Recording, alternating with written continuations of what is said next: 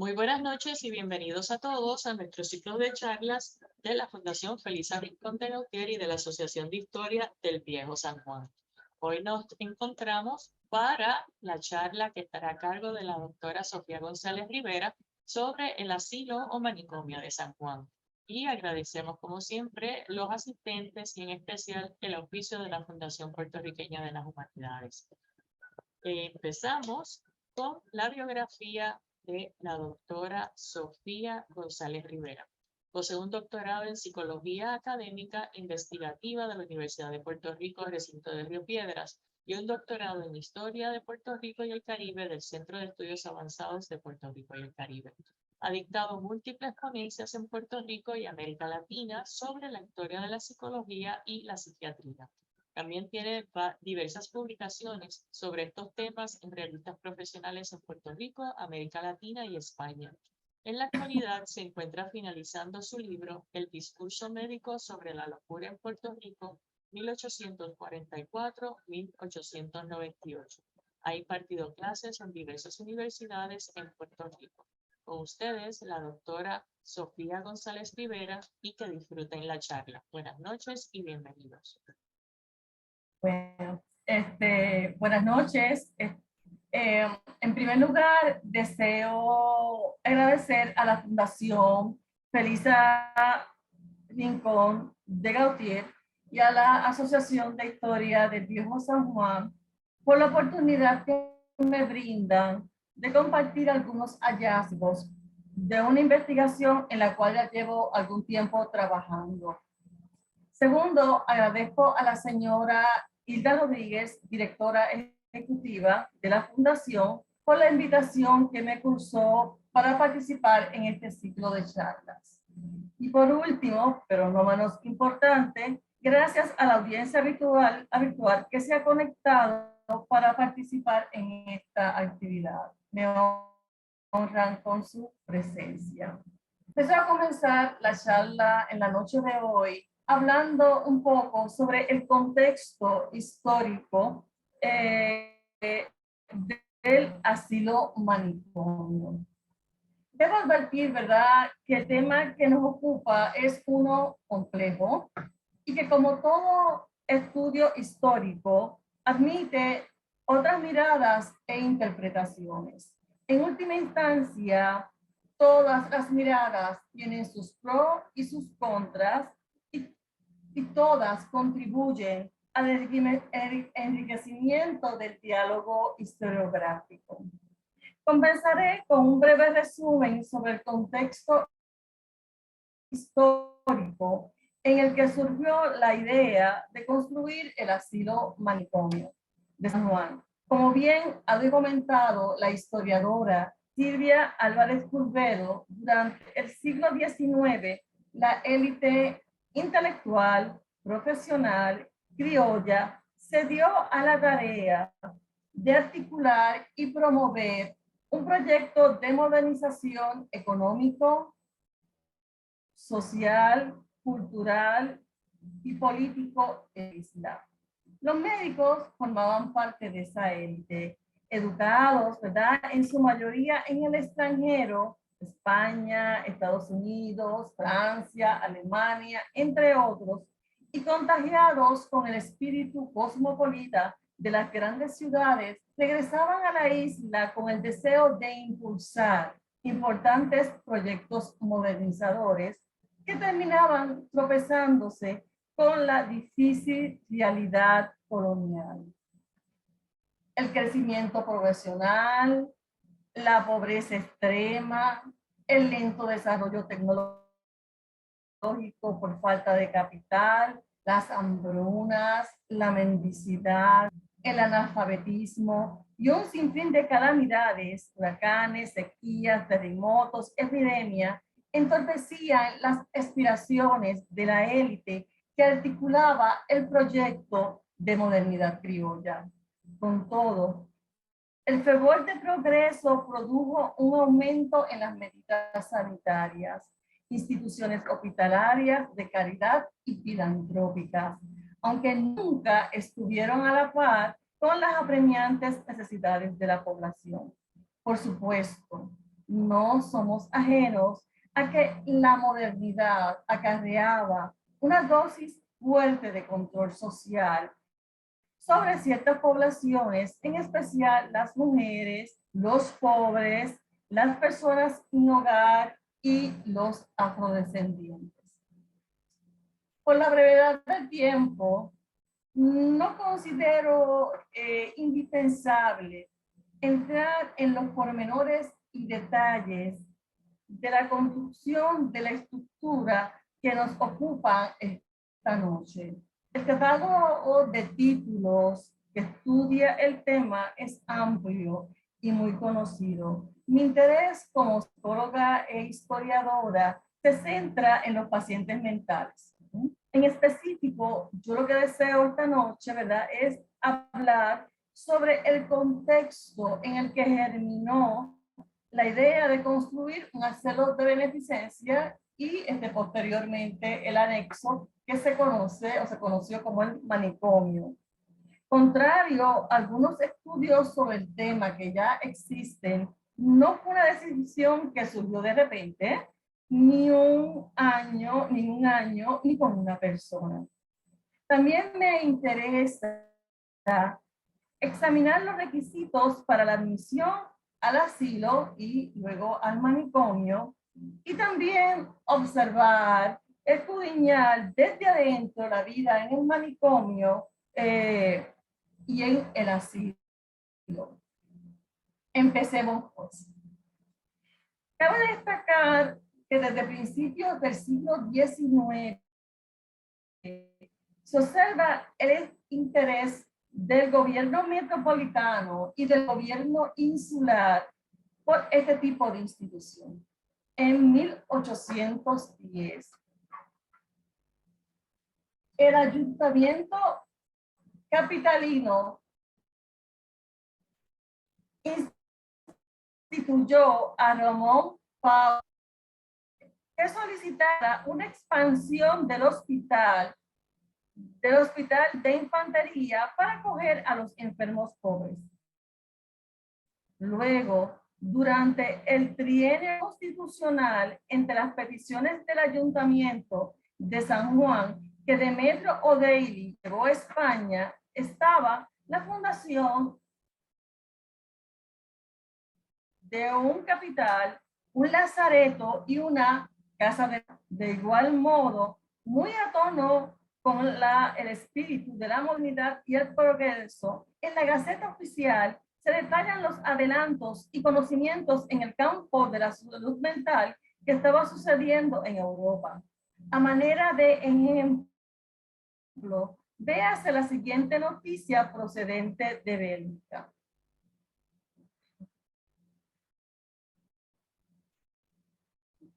Esta noticia, como ya dije, es procedente de Bélgica y narra cómo eran las casas de beneficencia y las casas para pacientes mentales en Bélgica. Y cuando uno mira la Gaceta, previo a 1844, va a encontrar noticias de este tipo, ¿verdad? Que habla sobre los asilos y tratamientos hacia los pacientes mentales en Europa. Y es que todo lo relacionado a la sanidad, a la beneficencia, a la escolaridad, a la moral pública, comunicaciones, cárcel, salud mental, son áreas vitales en las sociedades modernas. Y no es ningún secreto, ¿verdad?, que la modernización también persigue contar con buenos dispositivos de control social sobre la población. A manera de recordatorio, en Puerto Rico, este proceso comenzó a darse a finales del siglo XVIII con el gobernador y capitán general Miguel de Muezas y continuó a lo largo del siglo XIX. De igual modo, recordaremos que Miguel de la Torre instituyó, entre muchos otros mecanismos de intervención, los alcaldes de barrio. Por eso, no extraña que en el 1838 Miguel López de Baño el gobernador que instituyó el primer registro de jornaleros en la isla, con todo lo que ello acarreó posteriormente, manifestara su malestar con la convivencia de reos de ambos géneros en la cárcel capitalina y propusiera construir una casa especial de reclusión y beneficencia para separar a las mujeres condenadas de la población carcelaria de la población masculina. A su entender, semejante situación era incompatible con el progreso, el orden, la moral y el control sobre ciertos sectores de la población que las sociedades modernas debían disponer.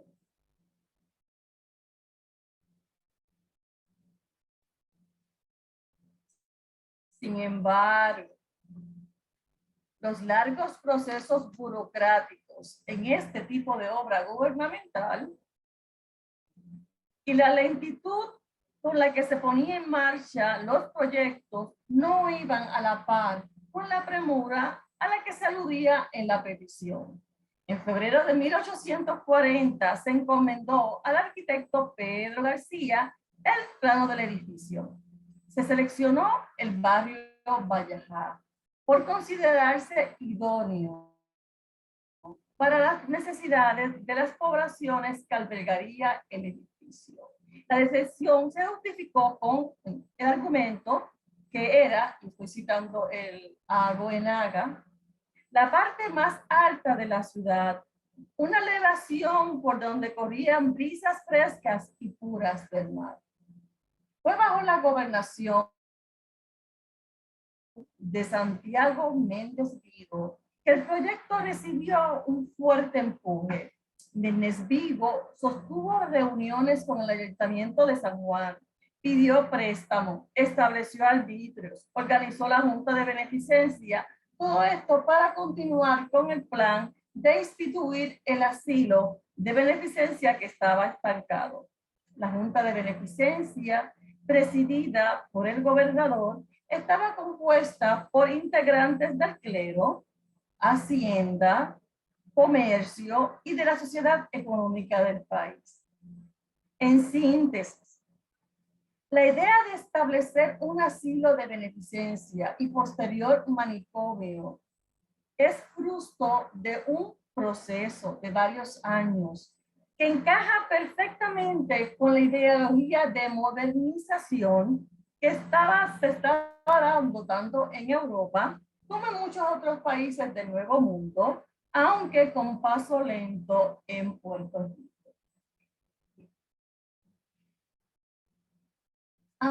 Ahora, me gustaría en esta segunda sección hablar de un tema, ¿verdad? Que no se ha trabajado mucho en Puerto Rico. Y esta segunda sección la he titulado ¿Quién me encerró en el manicomio? Y voy a tomar prestado para este apartado de mi presentación el título de un ensayo de la historiadora Cristina Sacristán sobre las ordenanzas legales y la intervención de la familia en la reclusión de los enfermos mentales en México, porque Cristina Sacristán, ¿verdad?, trabaja en México durante los siglos XIX y XX. Pero la pregunta me permite examinar los requisitos requeridos para ser admitidos en la institución que esta noche nos ocupa.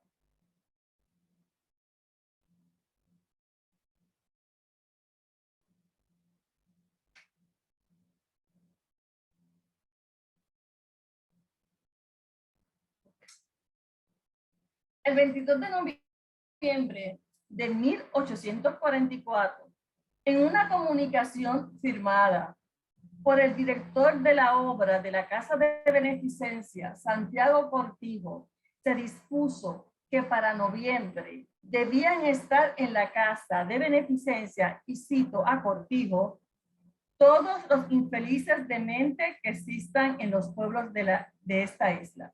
Quiero señalar que yo estoy utilizando el vocabulario de la época. ¿verdad? Es un vocabulario que actualmente no se utiliza en la psicología, ¿verdad?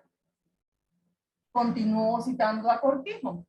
Necesitando estos desgraciados un facultativo celoso que cuide de su existencia y determine los métodos que han de seguirse y procure aliviar o curar sus males, he nombrado al doctor don Joaquín Bosch, facultativo de regimiento de Iberia, para que se encargue de esta honrosa y caritativa comisión.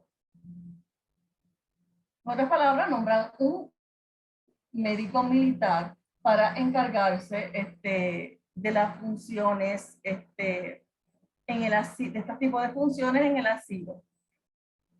Sin haber finalizado la construcción del asilo, el gobernador Rafael Aristegui solicitó a los alcaldes que enviaran los locos que tuvieran en sus municipios para inaugurar la institución como parte de los festejos del Día de la Reina.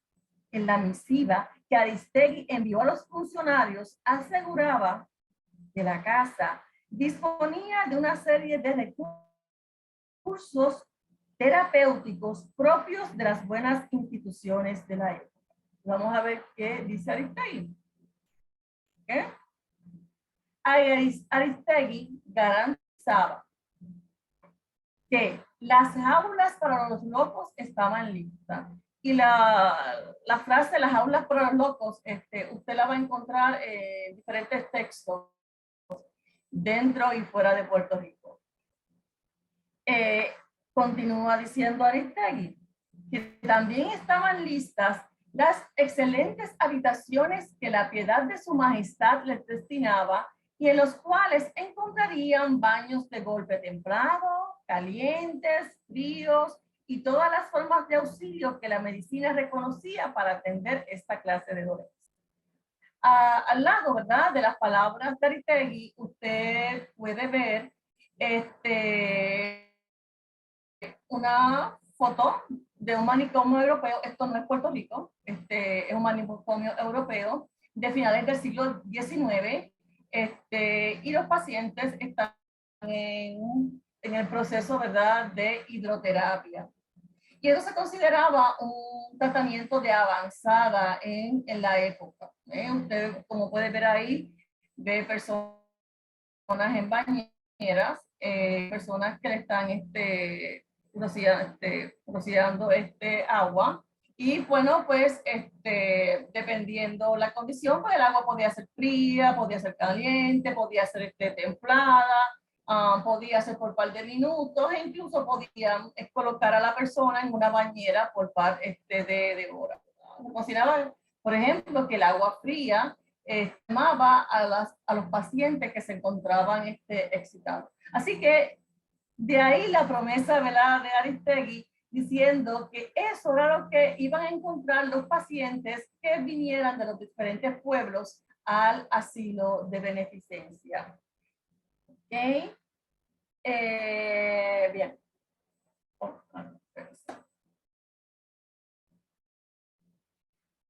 Otra cosa que también me gustaría señalar en este momento es, hablando, ¿verdad?, de este tipo de terapia, es que el tipo de asistencia manicomial va a ser muy diferente en Puerto Rico y en España. En España va a haber asistencia manicomial pública, y esa pues sí se parece a lo que vamos a encontrar en Puerto Rico, pero también vamos a encontrar asistencia manicomial privada. Y ahí es que encontramos este tipo de adelanto. Incluso en la ilustración que usted tiene al lado va a haber un promoción. Esta promoción es de la ilustración española americana, porque los asilos, ¿verdad?, o los manicomios privados se anunciaban en las revistas. Eso en Puerto Rico usted no lo va a encontrar en el siglo XIX. Y para que tengan una idea, ¿verdad?, de la diferencia entre este tipo de asilo privado en España y los asilos, y el asilo de aquí, que se parece a los asilos públicos españoles. Aquí tienen la foto de Nueva Belén, que es un manicomio privado en Barcelona. Pero quiero resaltar la última parte de la cita, ¿verdad?, donde el director, Ginés y Partagás, que era el director, el médico encargado de Nueva Belén, señala que en la planta baja de Nueva Belén se encontraban las salas de baños, los aparatos hidroterápicos, bases de tratamiento físico, las salas de lectura y de labor para las mujeres, el gimnasio y lo que se llamaba salón psiquiátrico, una especie de sala de lectura cuyas paredes ostentaban principios psiquiátricos. Los internados podían leer constantemente. También un dato curioso de los hospitales privados es que habían diferentes tarifas y dependiendo la tarifa, pues era el trato que usted recibía, ¿verdad? Porque en este tipo de institución privada habían cuartos para una persona, cuartos para dos personas, cuartos con balcones, cuartos para distintas personas. Aún así, jamás comparaban con el deterioro que vamos a ver en el asilo de beneficencia, ¿verdad?, aquí, y posterior manicomio. Estamos hablando de instituciones privadas en España. Ok. Así que Aristegui garantizaba las aulas, decía Aristegui, que las aulas para los locos estaban listas y que habían excelentes habitaciones que la piedad de su majestad les destinaba y en las cuales encontrarían baños de golpe templado, calientes, fríos y todas formas de auxilio que la medicina reconocía para atender esta clase de dolencia. Aunque en el intercambio epistolar entre alcaldes y el gobernador se ponen tales promesas, los documentos manejados, ¿verdad?, lo que yo he manejado hasta este momento, no evidencian la existencia de tales recursos. Bueno, las respuestas de los alcaldes a la orden del gobernador sugieren que para los moradores de la isla era la familia la que debía tener a cargo el cuidado de los enfermos mentales.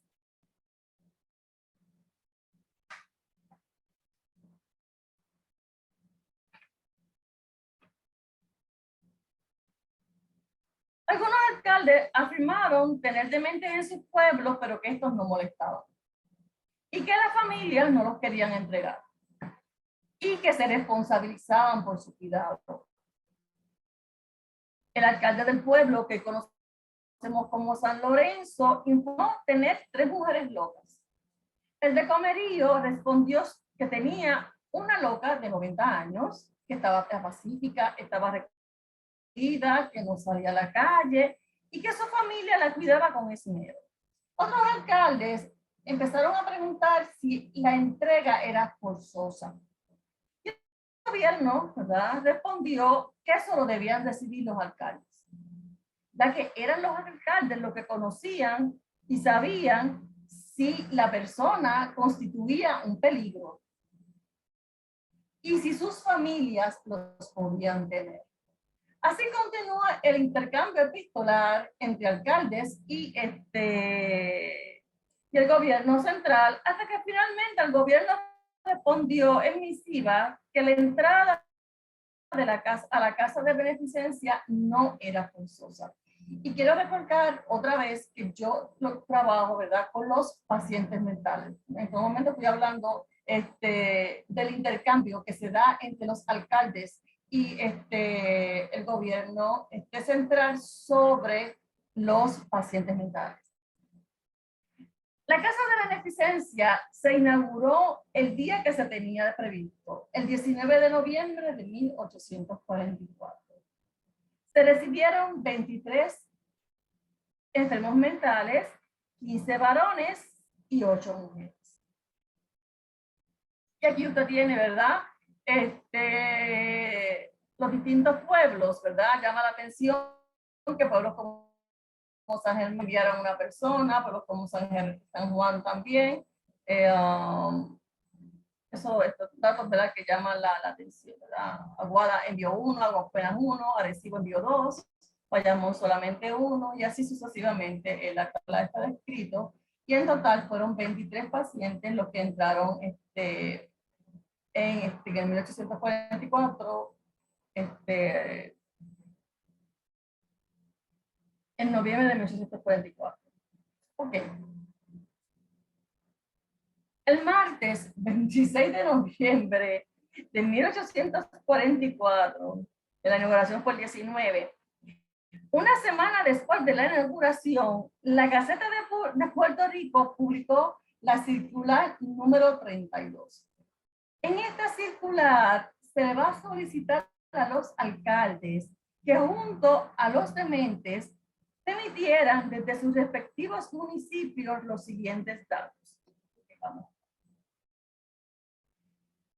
Ok, esto es lo que dice la circular 32. Los alcaldes debían enviar junto con la persona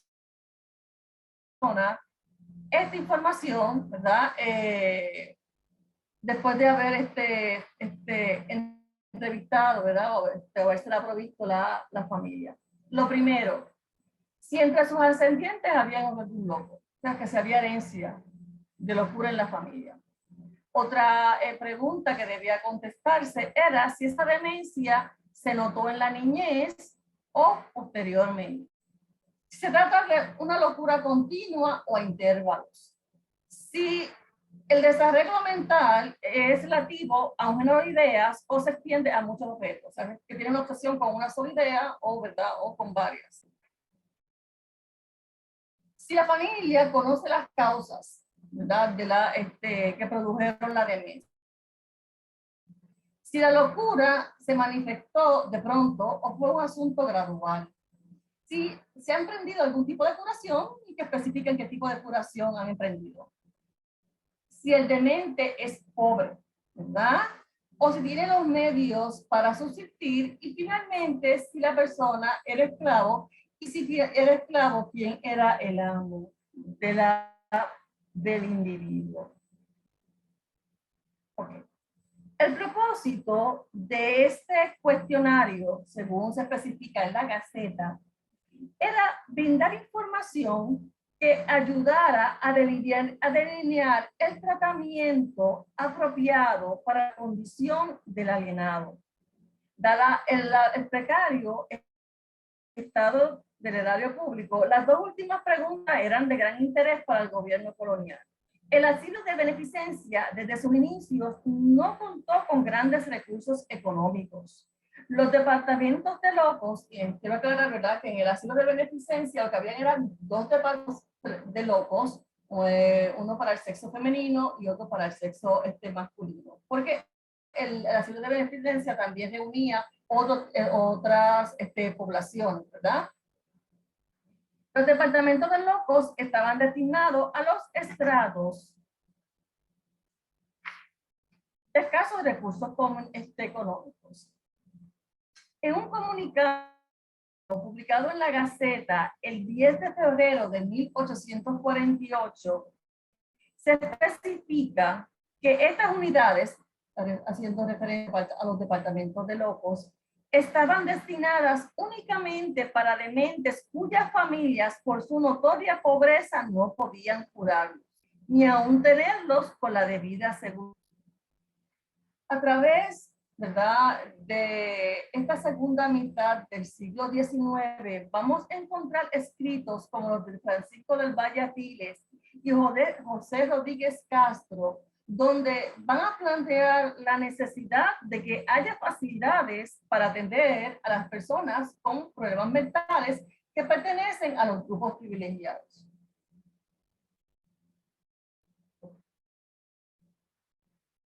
Cabe señalar que aunque hubo familias que se negaron a enviar a sus parientes con problemas mentales, hubo otros que vieron en los departamentos antes mencionados el destino para aquellos familiares, vecinos y personas sin hogar que les estorbaban, a pesar de no tener problemas psiquiátricos.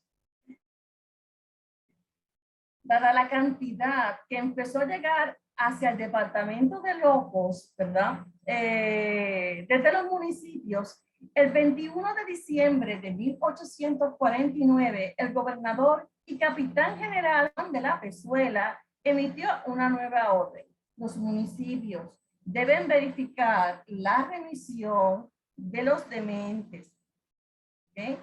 La respuesta a la circular 32 debe venir acompañada de una certificación de un facultativo. No solamente bastaba que contestaran la nueva pregunta, sino que también debían enviar una evaluación de un médico, el cual debía expresar bajo su responsabilidad el estado en que se encontraba la persona remitida.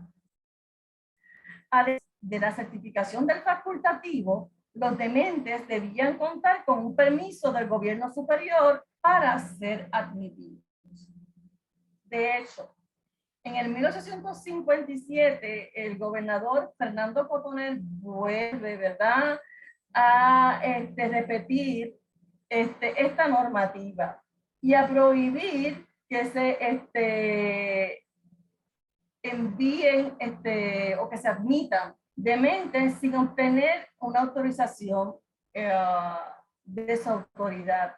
Y va más allá y advierte que si no se cumple con lo señalado, van a devolver a la persona al municipio y van a multar al ayuntamiento.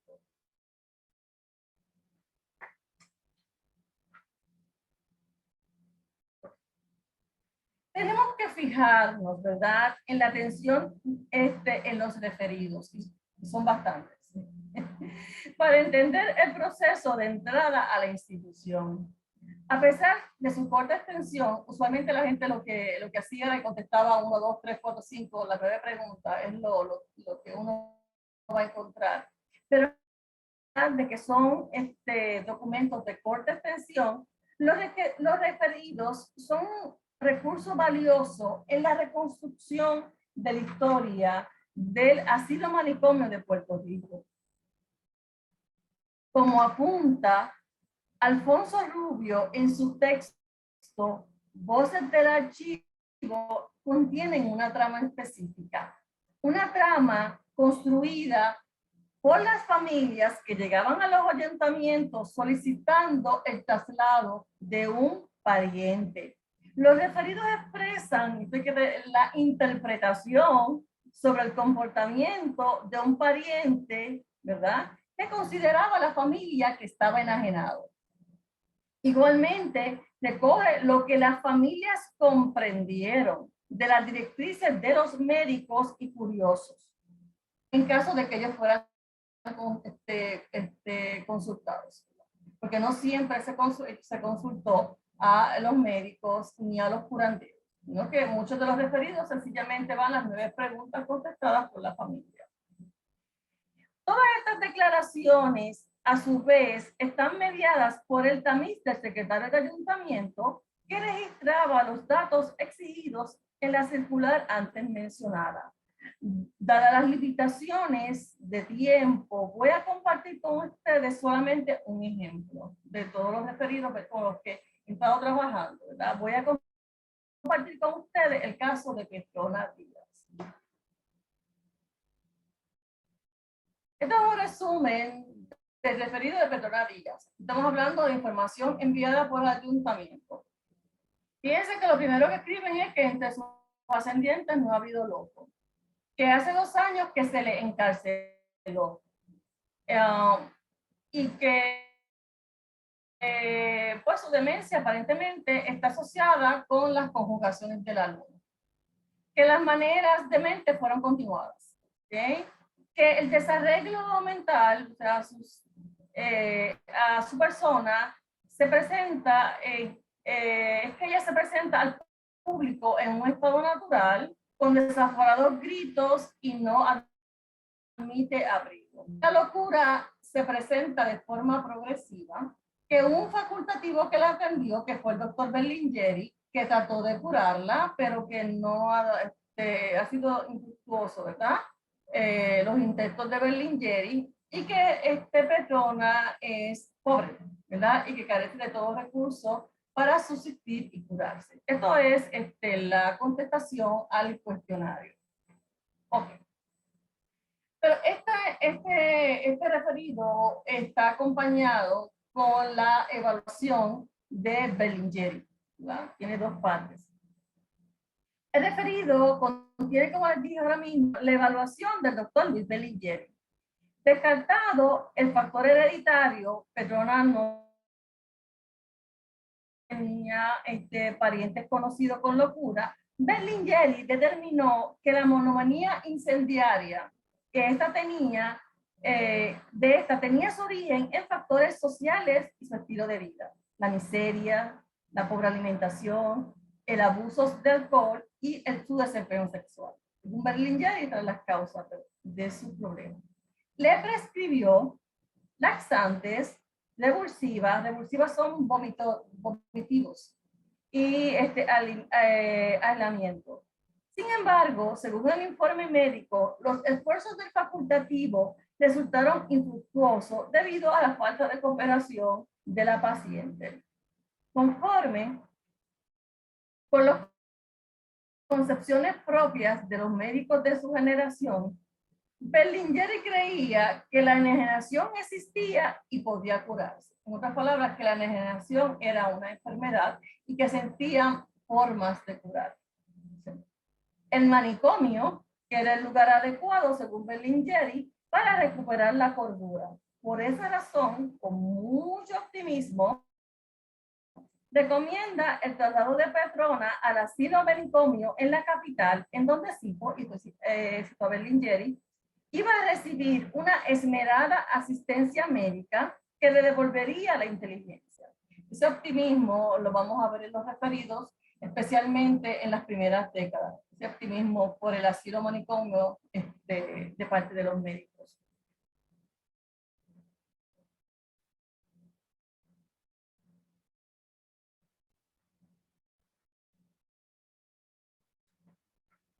Entonces, ¿quién me encerró en el manicomio? ¿O quién me encerró en el departamento de locos? Resulta aprobado una serie de exigencias gubernamentales para ser admitido al departamento de locos, posterior, manicomio de Puerto Rico. Lo que hasta el momento el análisis histórico en Puerto Rico no enfatizado en su justa medida es el rol fundamental de la familia. Es la familia la que va al ayuntamiento a completar el cuestionario para que se interne a uno de los suyos. Y es también la familia la que en ocasiones reclama su regreso. Y así podemos encontrar, entre muchos otros, el caso de Juana Piñero, de 1848. Y el caso de Juana Piñero,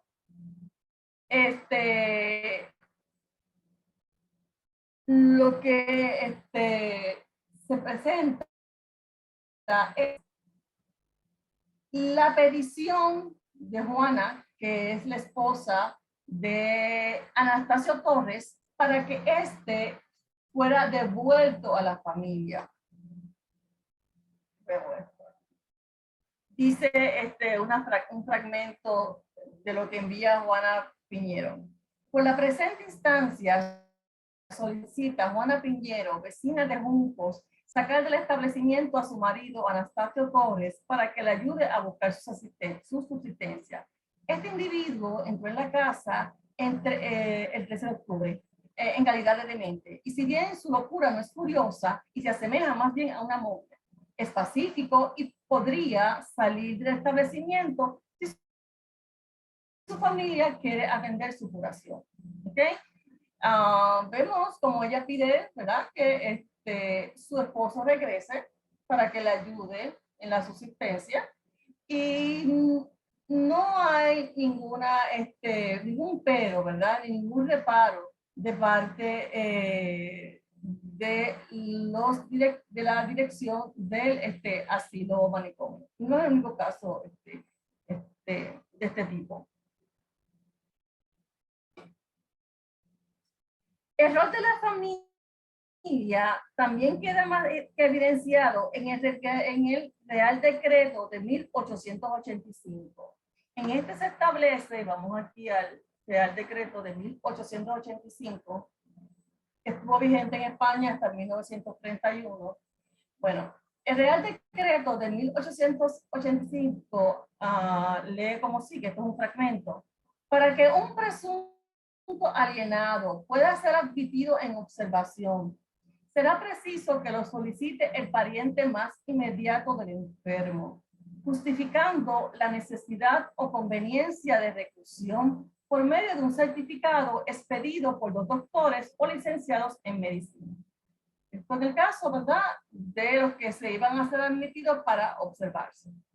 Ahora, para la admisión definitiva de un demente, era necesario, además, un expediente instruido ante el juez de primera instancia, en el cual se justifica la necesidad o de conveniencia de la reclusión del alienado. Pero la petición, tanto de observación como de ingreso definitivo en un hospital, deberá hacerse por el pariente más inmediato del demente o de oficio si se trata de una persona que carezca de familia. Así pues, si carecía de familia, pues sería un funcionario. El papel de la familia igualmente se evidencia en hechos previos a 1844, que es cuando se establece el asilo de beneficencia. Tenemos como, por ejemplo, el caso de Silvestre de la Cruz, que asesinó a su hija Juana Ramona en San Germán en el 1829. Dos puntos del expediente o del sumario ameritan destacarse. Quiero destacar dos puntos del sumario. El primero, aquí parte del sumario, los facultativos que lo examinaron, estamos hablando de 1829, señalaron que el que no tiene juicio no puede delinquir, porque le falta la advertencia que es necesaria para infringir intencionalmente la ley. Y lo segundo es que se considera a la familia como un ente custodio. Y voy a citar. Y como en la isla no existen hospitales, ¿verdad?, no habían hospitales para pacientes mentales con tal destino, ni las facultades de Cruz o de su familia proporcionan medio de tenerlo en su costa, en un lugar seguro, pues sería enviado a la capital. Y allá, pues, que resolvieron. Okay.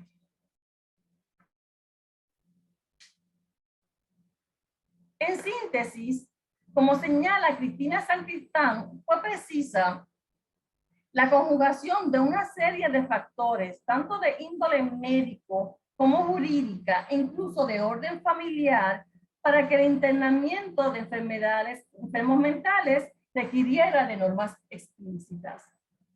Finalmente, ¿cuántos pacientes mentales fueron encerrados? Pacientes mentales. Ya habíamos señalado que en el 1844 entraron 23 pacientes mentales. En el informe de 1845 muestra un aumento de 4 pacientes adicionales, 27. De acuerdo a Rivera, cuando se finaliza la obra, que fue en el 1848, el número de pacientes llega a 90. ¿Okay? Y más o menos se estabiliza en ese número, solo que señala Rivera. Y la población en ese momento, ¿verdad?, estaba cerca del 500,000. Ahora bien, podemos encontrar datos más precisos para la última década del siglo XIX en el texto de Goenaga. ¿Okay? Que son estos que están aquí. Vemos que ya estamos en 1889-90, ya estamos en el manicomio, ¿verdad? Porque el manicomio, que es un anexo del asilo, se empieza a construir para la década del 60. Pero por múltiples razones, entre ellos el conflicto, la guerra con Santo Domingo, el edificio se utilizó como hospital militar. es más o menos para la década del 70 cuando finalmente sacan a los pacientes mentales del asilo y los trasladan al manicomio. Así que estos números que son del 90 a 99 pues ya estarían en el manicomio. Entonces, si vemos aquí, para el 90 había 125, después 124, 132, 136, 141, 136, 142, 136 y ya para el 1898-99 teníamos 125. Vamos a ver que suben y bajan, ¿no? Para el 1898-99 la población estaba cerca, los datos que tengo de 953.243 y en términos porcentuales pues sería equivalente a 0.013 por ciento. ¿No?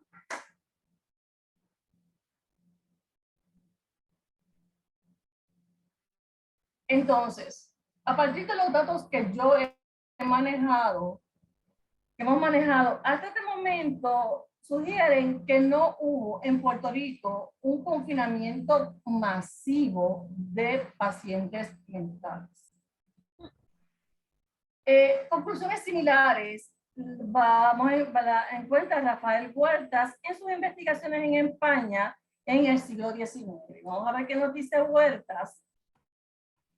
Huertas dice, Rafael Huertas dice, está refiriéndose a España, porque el número de ingresados en los establecimientos españoles en el último tercio del siglo XVIII, como a lo largo del siglo XIX, era más bien discreto. Y desde luego no eran miles y miles los locos censados. Si mi memoria no me falla, estaban cerca de los 3.000 en toda España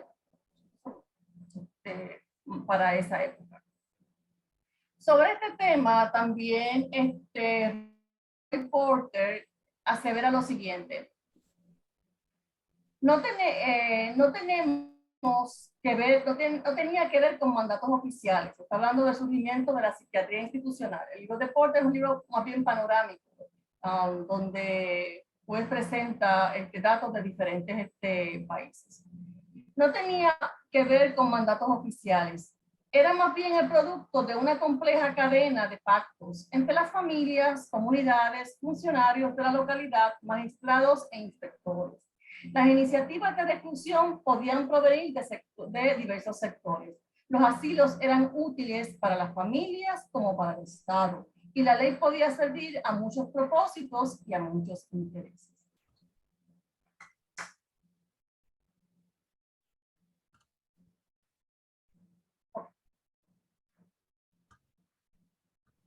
Para terminar esta ponencia, quiero hablar un poco sobre la vida al interior de el asilo manicomio de Puerto Rico.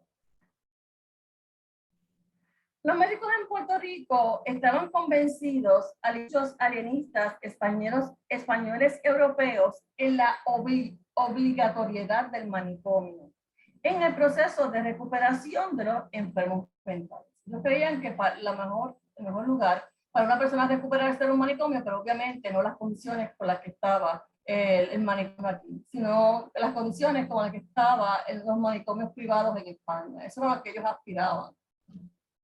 La documentación revisada evidencia que fue el caos lo que predominó durante la historia del establecimiento. A pesar de los encomios de algunos capitanes generales que pintaban que estaba de maravilla las cosas en el asilo, sobre la implantación de los adelantos científicos para el tratamiento de los enajenados, todo parece indicar que el discurso y los hechos no iban a la par. Como señala Goenaga, y vamos a ver qué nos dice Goenaga. Aquí Goenaga está hablando de mitad de siglo, dice Goenaga, nada refleja mejor los deplorables grados de atraso de aquella civilización de mediados de siglo. Bajo la misma hospitalidad se pretendió cubrir las miras benéficas más opuestas. junto a educandos, niños, niñas, aprendices de partera, hombres de tropa, locos, indigentes, reclusos, hállanse los condenados por delitos de amancebamiento e incesto.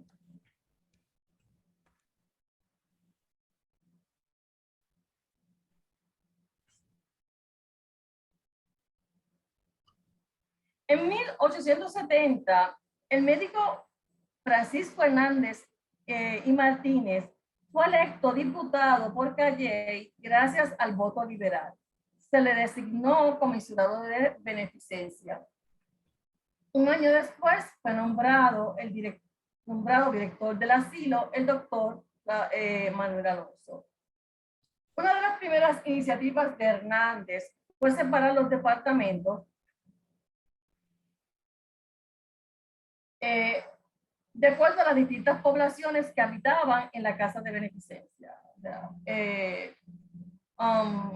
Una de las primeras cosas que hizo Francisco Hernández fue sacar a los reos y las reas del asilo de beneficencia. Y le costó trabajo porque el gobierno no estaba muy dispuesto a complacerlo.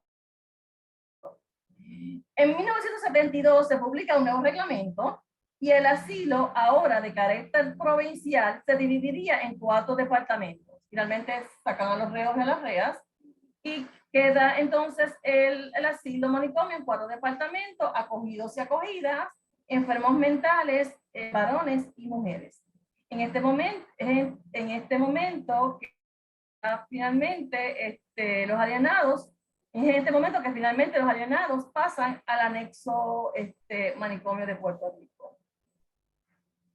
Tal parece que el nuevo rumbo que bajo Hernández tomó el asilo no duró mucho.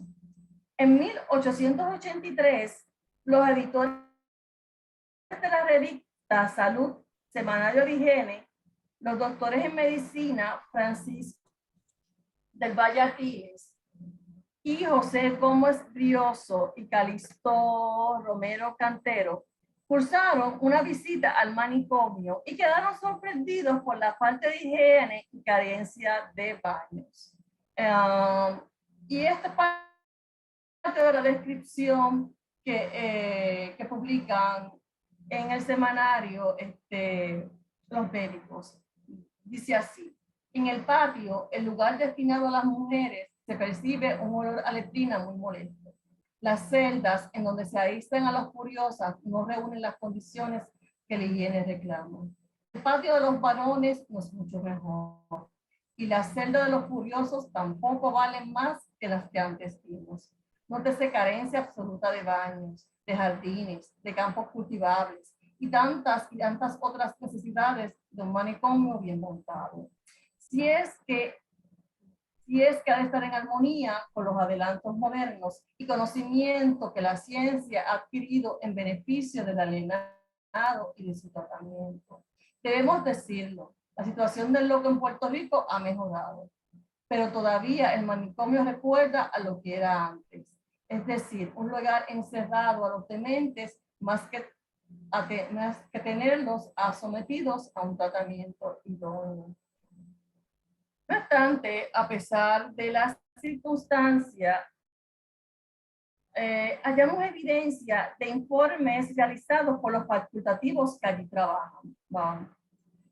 No hemos encontrado informes completos, o sea, expedientes completos, pero sí fragmentos de los expedientes, ¿verdad? Pedacitos. Venciendo la precariedad y la falta de recursos de este tipo, identificamos casos de revisión certificados por los médicos del establecimiento.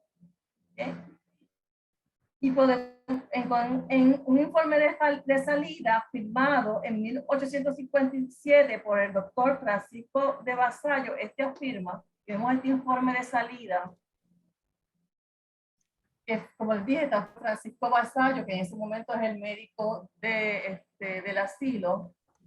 Dice: Eusebia Ríos entró por segunda vez en la casa en clase de demente, sin noticias acerca de su estado anterior. en 30 de noviembre de 1854.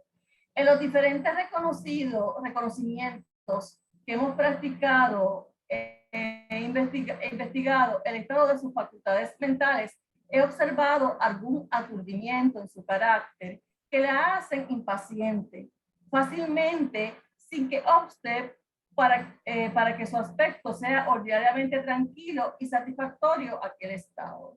Y como corroboran este acerto los informes que he tomado de la loquera y otras personas que la ven continuamente, me inclino a creer que se haya curada. El médico encontró que hubo cierto mejoramiento, ¿verdad? Cierta mejoría, y pues de su perspectiva ella se hallaba curada. Me inclino a creer que se haya curada de la degeneración que mostraba a su entrada y que puede permitirse de la salida de la casa.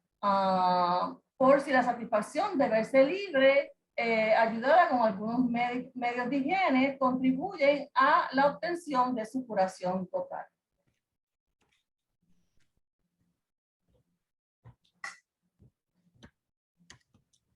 Aquí hay otros ejemplos adicionales. En este caso, es un comunicado firmado por Juan de la Pezuela el 18 de enero de 1849.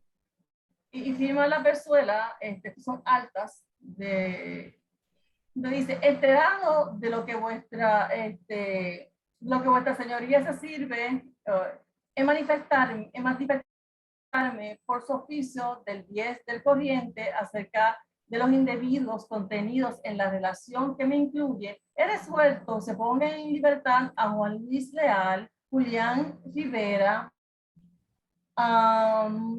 Antonio Caballero, Tiburcio Hernández y Juan Dionisio Ceballos, a Juan Colón de Mayagüez, a Ramón Cambas de Bonito, a Marcelino Santiago de San Germán y a Juana María de Guayama.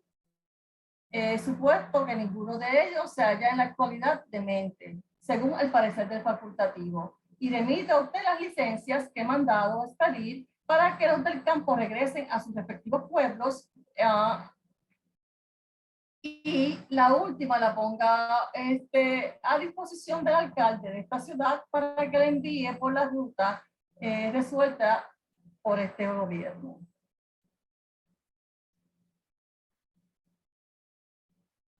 Y finalmente también encontramos otro informe de salida, que es el de Manuel Alicea. Hay una gran cantidad de informes de salida, solamente traje de 3, ¿verdad? Pues Manuel Alicea entró en la casa en clase de demente el 30 de enero del 1856, de una pasión depresiva o triste. En ella le ocasionaba el recuerdo constante de sus 2 hijos que hacía poco había perdido.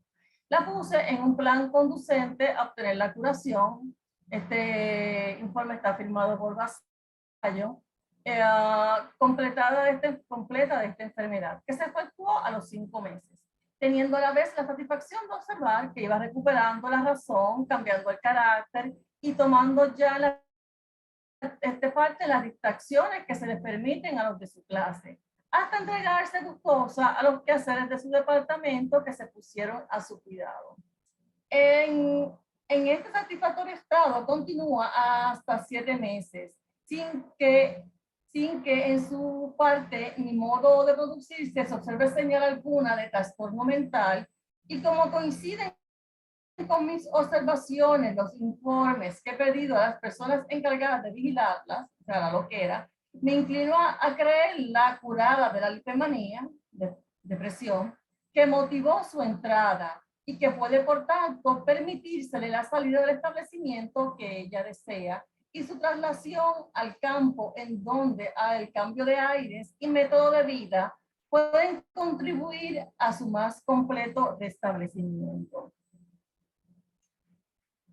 Cuando se observa, desde nuestra perspectiva, que los galenos que trabajaban en el asilo posterior manicomio, a pesar del caos y de la falta de recursos, hacían lo que estaba a su alcance para lograr la recuperación de sus pacientes, venciendo la escasez y las pésimas condiciones del establecimiento.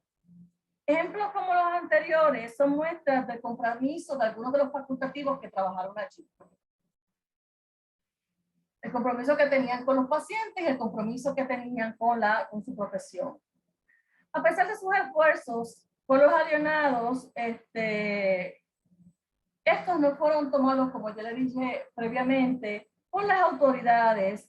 Y un claro ejemplo fue la emergencia de mayo de 1898, durante el bombardeo a San Juan.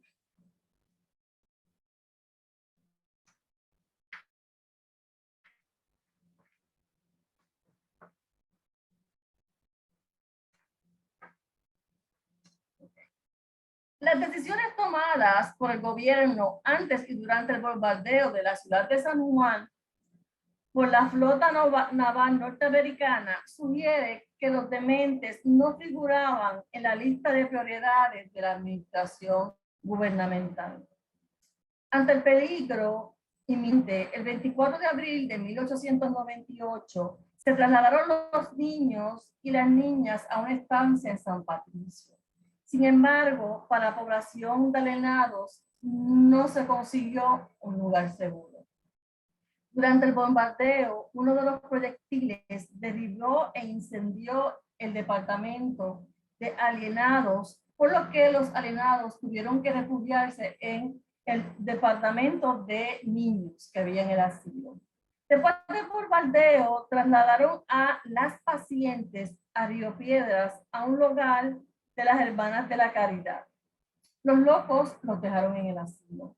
No fue hasta junio cuando se trasladaron a las alienadas hacia Ante y decidieron entonces ubicar a los alienados en Río Piedra. Deseo terminar mi presentación con el siguiente fragmento. Describe la situación de las alienadas durante el bombardeo.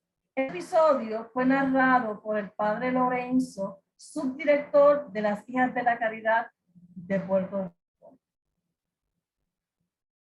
Y dice así: pasé a la beneficencia por encima de los escombros de 3 casas y por medio de un diluvio de metralla. Qué espectáculo tan imponente. Todas las bombas parecían que caían en ella. Las locas se empeñaban en querer ver lo que ellas llamaban alimaras que le hacía el Padre Celestial, por la excitación que decían que era el mismo Dios que a todas las condenaba. La otra, que Jesucristo venía a buscarles. Más tarde, determinaron llevarlas al campo, en la calle. La una bailaba, otra insultaba a los transeúntes y la más allá hacía gestos para mover a la risa a los que veía pasar. No sabían dónde ir ni hallaban quien las quisiera recibir. Muchas gracias por su atención. Muchísimas gracias, doctora González. Pasaremos ahora a la sección de preguntas y comentarios.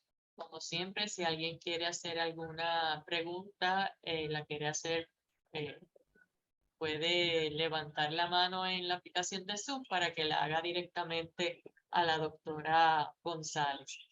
A los amigos que nos acompañan a través de Facebook también pueden hacer sus preguntas y le invitamos a que la próxima semana la charla estará relacionada al estadio Irán Bithorn, ya que para el domingo 24 se cumplen 60 años de su inauguración.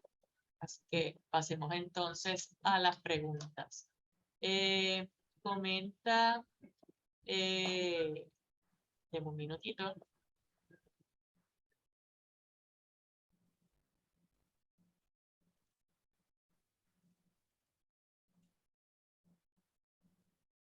Preguntan si en Puerto Rico ya para esa época habían sanatorios privados. No, en esta época, en la época que estoy estudiando, de 1844 a 1898, para pacientes mentales. Okay, para pacientes mentales yo no he encontrado ninguno. Perfecto. Tiene un comentario que está hecho por la doctora Clara Román Odio, de un minutito en lo que consigo el mismo. Pero no lo escucho muy bien. Es que no lo escucho muy bien. ¿Qué? ¿Me escucha mejor ahora? Sí, le escucho mejor ahora. Ah, perfecto. Pues un minutito en lo que busco el comentario. Como le decía, es de la doctora Clara Román Odio en relación a que no este tema que lo esté realizando. Así que deme un minutito en lo que busco el mismo. Perdón, no está cooperando hoy el Facebook. Me imagino que son por los problemas de la electricidad. Eh,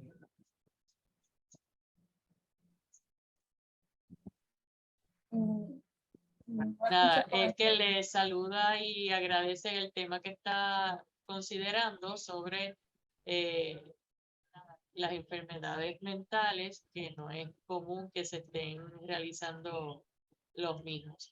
Así que tiene otro, Lourdes Tañón, wow, impresionante ponencia, agradecidas por compartir sus conocimientos. Preguntan también que si conoce de algún fármaco que utilizaban en esa época para tranquilizar a los pacientes. El bromuro de potasio se utilizaba. Hoy día el bromuro de potasio se utiliza en la veterinaria, pero en aquella época se utilizaba como anticonvulsivo y como sedante. Bromuro de potasio, no, mi memoria no me falla. Ok. Preguntan también que si han cambiado en algo el trato y la limpieza en estos sanatorios públicos. Mire, yo estoy estudiando el siglo XIX, pero si usted mira las noticias, por lo menos de la década del 80, la década del 90, sobre el Hospital de Psiquiatría de Puerto Rico, el público, las situaciones y las condiciones en que están los pacientes no son las mejores. Pero recalco, mi investigación es del siglo XIX. Yo hablo del público, los que Ah, están en centro médico. perfecto. Pregunta Astacio Santiago, ¿el edificio de la Escuela de Artes Plásticas se construyó para mover la población mental del edificio de beneficencia? Sí, sí. Ese edificio, ellos primero estaban en el departamento de locos en el asilo. Entonces, para la década del 60 se empieza a construir el anexo. No lo trasladaban inmediatamente por la guerra con Santo Domingo y finalmente lo vienen a trasladar para la década del 70. Y era un edificio que tenía cabida para 150 personas, pacientes, el manicomio. Bien, aunque no es la época en que usted hace su estudio, pregunta en qué año o más o menos para qué época se fundó la Clínica Julia. A la clínica del Vivial, la verdad que no recuerdo ahora mismo para qué época se estableció. ¿Ok? No fue en el siglo XX. Si mi memoria no me falla, fue en el siglo XX. Ahora, año específico, ahora mismo no lo recuerdo. Y sí he manejado documentos sobre la Julia, pero el año preciso no. Lo que recuerdo es que según mi memoria, lo que fue para el siglo XX. Bien, gracias. Damos un tiempito a que se hagan otras preguntas en Zoom. En relación a la pregunta que se hizo sobre las clínicas privadas, la doctora María Barceló indica que ella también realiza estudios en esa área. Pregunta Judimar Colón, ¿qué le lleva a interesarse por el tema? ¿Hay manera de contactarla si uno está trabajando sobre este tema? Bueno, yo creo que lo que me lleva a trabajar el tema es que soy psicóloga e historiadora. A mí me parece un tema fascinante y si usted desea contactarse conmigo, pues mi correo electrónico es González Sofía 266 @gmail.com. Perfecto. Repetimos, González Sofía. Sofía. Mi nombre, González Sofía, Ajá. 66, Eh, gmail.com. no se escucha bien el número. 266. 266 a Arroba. gmail.com. Ajá. Perfecto. Muy bien. También lo compartí, ella hizo la pregunta por Zoom, así que compartí el mismo. Un comentario que hacen especial para usted. Saludo a doctora Sofía González de parte de toda su familia, en especial de su mamá desde el estado de Colorado. Muchas felicidades. Yo soy la doctora Barceló, quisiera, Sí, doctora. buenas Hilda, debo con la mayor humildad reconocer que la doctora González fue mi alumna de tesis doctoral y no hay mayor satisfacción para una docente como yo de tantos años que la supere a la que fue su antigua profesora y de eso se trata el, el oficio de la docencia y se ve que después de la tesis ella ha seguido investigando y ahora soy yo la que soy su alumna. Doctora, para mí ha sido un honor haber sido en un momento de su vida su profesora. Muchas gracias. Gracias a usted también. Muchas gracias, doctora Barceló. También tiene un comentario de parte de Naida. Felicito a la doctora González por tan excelente ponencia. Es tan interesante conocer de nuestra historia y de este tipo de tema en especial. Si alguna otra persona quiere hacer algún comentario, lo invitamos a hacerlo. Preguntan que si sabe usted del castigo para el que cometía un crimen y era condenado al manicomio.